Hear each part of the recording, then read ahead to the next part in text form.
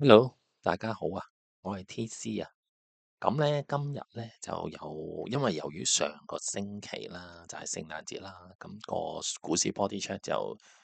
放咗假啦，休息咗一期啦。咁啊，因為嚟緊呢個星期啦，又係近年尾又係假期啦，咁變咗就提早做個 body check，亦都補翻上一期嗰個 body check 啦。咁啊，最主要今日啦，就係想講翻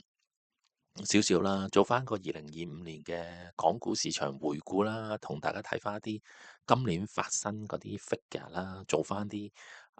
總結啦。另外亦都想做一個預測，超前嘅預測就係2026年究竟恒指有咩劇本呢個劇本竟然係高達80%嘅機會咧，都係應該要咁樣行走嘅咧。咁啊，希望咁樣係帶俾大家嘅。咁啊，開始之前啦，咁啊照舊啦，咁我哋都要俾翻個免責聲明，大家就係今日呢個呢，就純粹都係一個個人自己嘅分享啦。咁我本人亦都唔係證監會持牌人士。咁啊，如果大家對於一啲投資建議，如果有一啲諗法嘅話呢，咁亦都非常建議大家揾你哋自己嘅財務顧問或者獨立嘅第三方去徵詢翻呢個投資嘅意見啊。好啦，咁啊，如果假設係新朋友第一次睇我哋 video 嘅，咁可以歡迎大家 follow 翻我 IG 啦，或者我哋有 Telegram 啦。咁啊，將來有咩新片嘅話咧，我哋第一時間都會通知大家。有陣時我亦都會將一啲文案啊，一啲我自己寫嘅 topic 咧，都會擺上個 IG 度嘅。咁啊，大家可以 follow 下啦。好啦，咁啊嚟咯喎，正式今日嘅節目就係2025年港股市場回顧及2026年嘅預測咁樣啦。嗱，咁啊今年呢，其實係唔錯啊，個牛市講緊呢，就係全年呢個波幅，首先有波幅先啊，有波幅有升幅，意思係咩呢？就全年呢個波幅呢係高達8750點啊，咁啊創出近3年嘅一個高位啦，即係已經係講緊行咗8000幾點啦。咁我哋嚟緊會睇一睇今年市場嘅表現，同埋未來有冇咩啟示咁啦嚇。因為今年咁有一個頗大嘅波幅嘅話，其實今年係幾好玩㗎。希望即係有唔同嘅朋友仔都希望喺市場上有啲收穫啦。好啦，咁啊，今年做一個表現嘅概覽啦，或者一個小總結啦，就係今年咧，2025年1月份啦，咁開市啦，就開喺2萬點呢啲位置附近啦，20073啦。咁啊，曾經咧1月嘅時候啦，先開完喺2萬點咧，就1月份啦，先試咗個低位先18694呢個低位之後啦，哇，跟住就開始行一個頗靚嘅牛市，直衝到去27444。咁啊，中間當然我哋有發生過一個短暫嘅大回調浪，就係呢個關稅戰嗰度啦，即係喺約莫3、4月期間嗰個關稅戰嗰個醞釀中嘅時候咧，咁啊，港股同美股都係一個積弱嘅時候咧，有一個比較深度嘅回踩之後咧，一升就升到最後尾試到係8、9月嗰啲高位啊，就27444咁樣啦。咁啊，全年嘅升幅不錯喎，最高啊，曾經嘅升幅啊，係由2萬點統計上去咧，就接近7371點啦嚇，升咗37%，係近年一個唔錯嘅全年升幅啦，最高嚇。咁我哋可以講話即係叫做啦，個波幅亦都唔錯啊，有43.9%呢個波幅率咧，就反映個市場都有一定程度嘅機遇啦，俾大家去發掘今年啦。咁好啦，咁我既然講完一個小總結，今年啦，我哋梗係馬上去我哋下年嘅一個分析啦。咁喺做分析之前呢，我就 backtest 翻26年嘅波幅啦，係講緊年度波幅啊，唔再係月份啊，因為想同大家做一個全年嘅預測啦。咁我原來發覺咧，如果過去26年嘅年度波幅咧，咁開得最多嘅次數，大家都見到啦，就係呢個20至30%嘅年度波幅最多。咁出現咗10次啦，講緊喺總percentage 咧係到38%嚟開呢個20至30%年度波幅。少於20%兩次啦，20至30%10次啦，30至40%開咗5次啦，40至50%呢個年度波幅有6次啦。最後話誇張到係行50%以上嘅波幅，都有試過3次。不過好坦誠講啊，呢個係較早嘅年份，係呢3次咧，完全喺15年之前發生啊，並不是近呢15年嘅事啊。好啦，咁啊，所以我哋俾一個分佈嘅詳盡解釋咧，大家可以睇翻呢個 PowerPoint 就係咧啊，少於20%兩次佔得8%，即係話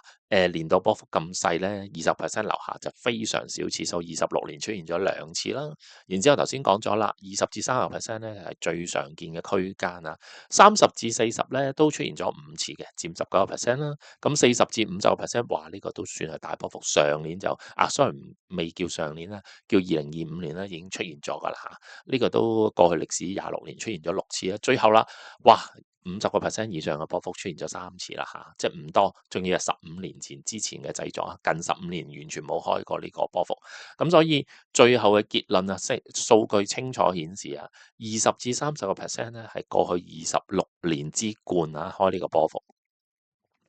咁啊，證明咗啦，呢個係叫常態波動啦，係出現得最多嘅區間嚇。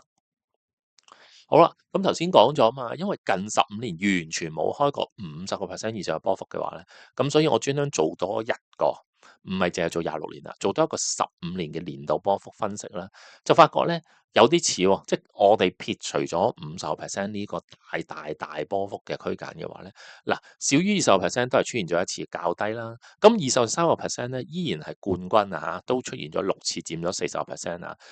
比之前25年嗰38%略高多少少，即係叫做趴嘅接近嘅。至於30至40%、40至50%咧，各出現咗4次。咁所以咧，依然係有啲數據相似，撇除咗50%以上嘅波幅嘅話，咁所以咧。20至30%依然係最常見嘅區域啦，結論就係咁啊，所以呢個區域咧，大家都要密切留意。原來無論過去26年或者過去15年咧，都依然係出現得最頻密嘅區間嚟㗎。咁所以咧，無論時間我哋叫做長嘅統計26年，或者短少少中度嘅統計15年都好啦。咁20至30%係絕對值得尊重啊，亦都係市場嘅一個叫主旋律嘅波幅區間。好啦，咁既然係咁咧，我就發現咗少少嘢，我哋叫高度波幅後嘅規律。點解有呢樣嘢出現啊？嗱，因為過去咧26年計啊，淨係出現咗5次40% 以上。嗱，因為我發覺近15年完全冇開過50%，咁我無謂做嗰個統計啦。咁我就做一個叫做40%嗰年開，因為點解咧？因為想見到啊，由於呢個咁 rare，即係咁少出現，只係過去26年出現咗5次嘅話，我就想睇下第2年次年啦，佢個表現啦。發覺呢5次出現咗去啦，嗰5次嘅次年表現有4次啦，5年入邊有4次啦，佢係行翻27至30%嘅啫，分別就係27、28、29、30，即係呢4個嘅波幅表現次年啊。咁我只係得一次，就係行到超過30%，而呢一次係發生係幾時咧？就係2004年行咗49點幾個 percent，接近50%之後咧。咁第2年即係今年咧，2025年咧，都係行翻接近44%。咁係只係今次，因為由於係我哋一個叫做即係今年係一個不錯嘅牛浪啦。咁淨係出現咗一次啦，其餘4次咧，佢都係喺高波幅之後咧，都係趨於一個我哋叫收斂，即係意思高波幅之後咧，其實佢都行翻一個27至30%。咁所以我結論即係意思話咧，佢有少少咧係一個回歸。即係均值回歸啊！我哋叫做翻去個 mean 位嗰度啦嚇，咁嘅定義。咁所以咧，既然係咁樣，咁我哋就喺度諗啦。嗱，由於2025年個年度波幅係44%，即係搣到我啱啱做呢個小統計嘅一個發現啦。咁即係話2026年有冇機會？因為有80%嘅機率跟翻過去歷史統計啦，係行翻27至30%。如果假設係呢樣嘢嘅話咧，咁大家今年即係嚟緊啊，sorry，下年啦，2026年啦，大家就唔好太過 aggressive 化，哇！又以為又行多成40幾50%嘅波幅啦，似乎咧就唔係咁大機率啦，因為80%都係行翻27至30，即係簡單嚟講，即係30%樓下啦。咁所以咧，我哋預期波幅上限可能都係30%啦。咁大家如果假設啊，我哋嘅諗法用個歷史統計咁樣發生嘅話咧，我哋有啲乜嘢可以去留意各樣嘢啦。嗱，咁我哋先講翻個投資啟示同總結先啦。咁如果咁樣嘅話咧，似乎咧20至30%就係一個最常見嘅區間啦。假設如果我哋嘅諗法，暫時嚟講係呢個劇本嘅話，咁回歸均值就肯定㗎啦。咁即係話行完大波幅之後，就翻一個平穩嘅波幅啦。咁策略建議大家就，既然個波幅預期會降低咗，稍稍冇今年2025年咁勁嘅話咧，咁大家喺個倉位配置風險管理方面都要留意翻㗎啦嚇。好啦，咁呢度講少少嘅，一個叫中國產業政策全景啦，即係之前冇講過嘅少講嘅。市場上都有人講，但係我就講得簡短少少啦，就係話從一個14/5規劃同一個15/5建議，都係一啲大陸嘅明顯嘅政策啦。之後啦，就發現咗有一啲叫做扶持新興、控制風險嘅雙軌政策框架就形成咗嚇。咁喺呢樣嘢形成咗之後咧，我就發現咗一啲少少嘅諗法啦，就係一個投資策略嘅框架，就係嚟緊似乎我哋要留意就係中央方面啦，因為我哋始終港股啦，好受呢個中國嘅政策影響，呢個係 must 㗎啦。咁我哋就不妨留意下嚟緊尤其是2026年啦，中央嘅政策上一啲核心扶持嘅板塊會係啲咩？嗱，例如啦，根據翻呢個投資策略嘅框架邊啦，我哋見到就係半導體咧、AI 啦、綠色能源啦，呢啲叫做技術密集嘅產業同埋生產力相關嘅板塊咧，係會可能係一個核心嘅扶持。咁例如我哋要留意翻一啲科創嘅 ETF 啦，可以留意下啦，半導體啦，一啲高端製造嘅龍頭咧，大家都可以去留意下啦。至於一啲要小心啲嘅板塊咧，就係穩住但係去槓桿就係房地產好明顯啦，大家都知道啦。自從恒大爆完之後啦，碧桂園嗰啲都做緊一啲可能一啲債務重組或者個人嘢啦。咁所以咧，呢個房地產嘅板塊似乎都係被嚴控嘅風險領域監管高壓態度咧就不變咁要小心即係勿太過認真去投資太多錢金錢上喺一個房地產。至於規範整頓咧，記住呢個講緊個字叫規範整頓嘅話，一啲高風險嘅金融、影子銀行咁呢啲需要穿透個監管同風險化解嘅板塊咧，咁我哋要小心最好就唔好投入因為原因係咩咧？即係大家都知道啦，中植系嗰個股份2023年底咧就向投資者承認咗資不抵債負債違規約4600億人民幣2024年直情重啟埋呢個破產清算程序。咁所以咧，大家切勿去再投身呢個板塊似乎中央就係一個規範整頓就好明顯㗎啦嚟緊都會繼續喺呢個範圍上面整頓佢咁至於下年咧，我覺得可能咧，大家都要悶少少啦回歸少少就係可以留意一啲防守型嘅高息股，例如嚟咁可能一啲傳統嘅大型銀行電信類嘅股份即係派息高嗰啲啦，傳統能源國企咁呢啲都係可能有機會派息高嘅板塊啦，防守型嘅啦。咁如果提供到5至8%穩定現金流嘅中股嘅核心資產咧，大家都可以留意翻可能呢個會係我哋2026年嘅另一個嘅投資框架。咁大家可以自己做下功課，留意翻呢方面嘅板塊啦。咁至於仲有一樣嘢就係想講咧，就係12月啦，我哋快將過去啦。咁但係今個月嘅12月號咧，我哋嘅中共總書記，我哋嘅習近平主席啦，主持咗一個叫中共中央政治局嘅會議啦，就講翻2026年嘅經濟工作啦，咁樣啦嚇。咁似乎咧。一般嚟講都係幾個重點，就係繼續係會係積極政策嘅財政嘅政策方面啦，繼續會積極咁去投入啦持續擴大個內需咁樣啦。咁另外啦，適度嘅寬鬆貨幣意思就話佢繼續會喺呢個貨幣政策方面採取一個適度寬鬆嘅態度啊，支持經濟發展啦。咁啊，亦都好積極穩妥翻嚇重點領域嘅風險，深化改革開放。咁可能你會問，喂，TC Sir，講完呢啲咁嘅嘢，似乎都係向好嘅，係咪？即係似乎冇乜特別大問題。咁但係咧，要同大家講就係、雖然我唔係市場第一個去講呢樣嘢，咁但係都可能 repeatedly 啦，咁可能嚟緊，可能2026年可能比較多朋友仔會講嘅時候，不如我率先喺度提一提大家留意翻咧，就係話喺2025年嗰個會議，即係2025年12月頭嗰個會議咧，其實咧中央就好明確講出咗，我哋要穩住個樓市、股市啊，具體目標。所以2026年咧，其實我哋成年都行得不錯嘅牛市啊，創出曾經最高紀錄升咗7000幾點咁樣啦嚇，咁係一個近年一個唔錯嘅升幅啦。咁但係咧，點解我就話喺今年12月8號，頭先你同我哋睇咗啦，啊阿習主席講嗰樣嘢啊，唔係啊，次次都好啊，有寬鬆貨幣，有積極財政政策，有化解重點風險，咁嗰樣嘢都係正常向好嘅喎，咁樣咁我哋有咩注意咧？咁注意方面，點解你會認為係一個可能係一個極度溫柔溫和嘅2026年咧？原因係咩咧？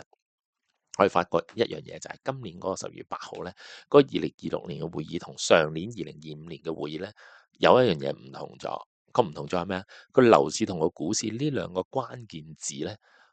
出奇地消失咗。意思係咩咧？上年講到明要穩住樓市股市，今年2026年嗰個會議咧係冇提到。嗱，當然我唔敢講係冇提到，係咪代表一定佢唔會穩住樓市股市？唔係咁嘅意思。但係既然佢消失咗咧，我哋係要小心去應對呢樣嘢，做好自己嘅風險管理。意思就話，喂，咁前年2025年嘅會議記錄就話即係佢2024年嘅時候就話2025年我哋咁，我哋要穩住樓市股市啊。咁2025年12月講2026年嗰個做法嘅時候咧，出奇地冇咗樓市股市，係咪意思覺得上年哇都行咗一個咁靚嘅牛市啦？今年唔係佢哋首要嗰個國家上面要關注嘅政策就係穩住樓市股市咧？我打個 question mark，但係我自己必須會小心，因為我怕就係，如果中央唔係咁大力穩住樓市股市為一個具體目標嘅話咧，哇！咁2026年咧，大家就唔好一廂情願覺得又行翻好似今年一個升7、8千點嘅大牛市，咁我就有個 question mark 啦，好冇？咁啊，分享翻俾大家先。好啦，基於呢個考量啦，咁我自己咧就做咗兩個劇本啦。既然有80%嘅機率咧，都係行到一個30% 樓下嘅波幅啊，較為一個回歸均值嘅諗法嘅話咧，加埋中央冇咗穩住樓市股市呢個策略啊嘅一個關鍵字嘅時候咧，咁咧依家我發覺個一天圖啊嘅恒指咧，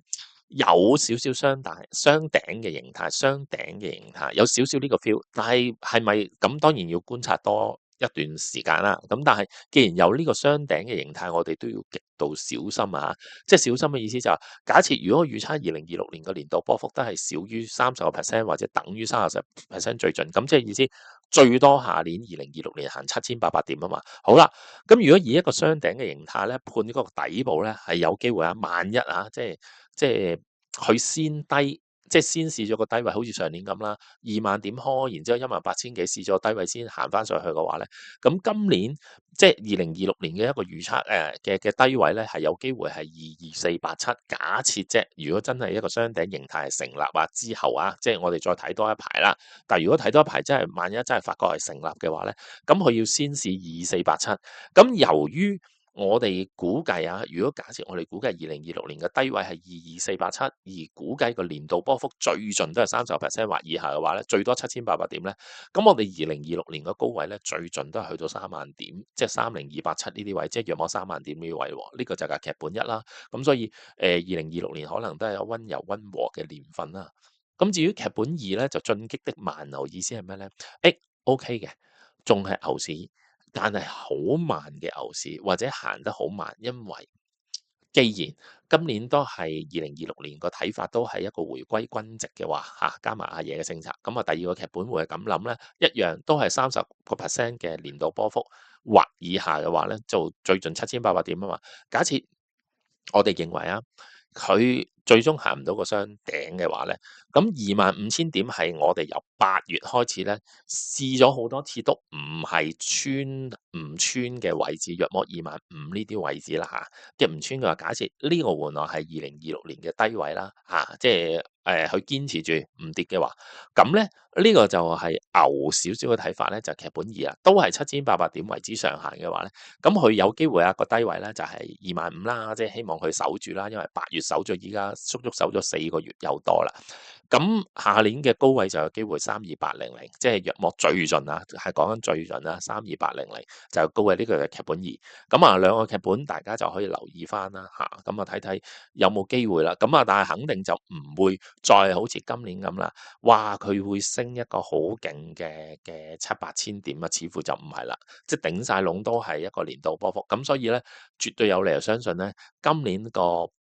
即係2026年個低位咧係有機會咧係會係有一個深少少嘅調整。我覺得劇本1嘅機率咧